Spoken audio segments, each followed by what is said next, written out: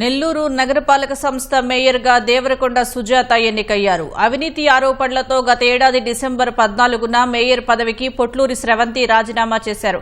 ఆ తర్వాత ఇన్ఛార్జి మేయర్గా డిప్యూటీ మేయర్ రూప్ కుమార్ యాదవ్ 70 రోజులు కొనసాగారు. అయితే నెల్లూరు మేయర్ స్థానం ఎస్టీ మహిళకు రిజర్వు కావడంతో ఇవాళ పూర్తి స్థాయిలో మేయర్గా 53వ డివిజన్ కార్పొరేటర్ దేవరకొండ సుజాతను ఎన్నుకున్నారు. మేయర్ ఎన్నికకు వైసీపీ కార్పొరేటర్లు హాజరు కాలేదు. మాజీ మేయర్ పొట్లూరి స్రవంతి ఈ ఎన్నికకు హాజరయ్యారు. నెల్లూరు అభివృద్ధి కోసం సుజాతకు సహకరిస్తామని రూప్ కుమార్ తెలిపారు.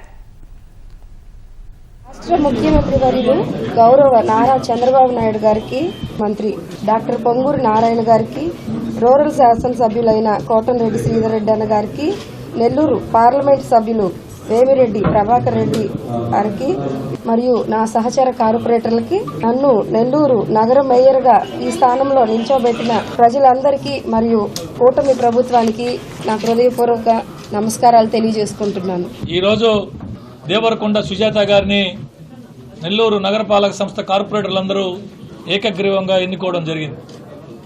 ఈ సందర్భంగా మిగిలి ఉన్నటువంటి 9 నెలల కాలం నూతనంగా బాధ్యతలు చేపట్టినటువంటి దేవరకొండ సుజాత గారికి మేమందరం అన్ని రకాల సపోర్ట్గా ఉంటూ గతంలో కంటే రాబో రోజుల్లో నెల్లూరు నగర కార్పొరేషన్ అన్ని విధాలా ముందుకు పోతుందని చెప్పి ఈ సందర్భంగా తెలియజేస్తూ 2026 చివరికి కావచ్చు, 2027 మొదట్లో కావచ్చు, నెల్లూరు నగరపాలక సంస్థ ఎన్నికలు ఎప్పుడు జరిగినా ఖచ్చితంగా రాబో రోజుల్లో మళ్లీ నెల్లూరు నగరపాలక సంస్థ పైన 100% కూటమి జెండా ఎగురవేయడం ఖాయం అని చెప్పి ఈ సందర్భంగా తెలియజేస్తారు.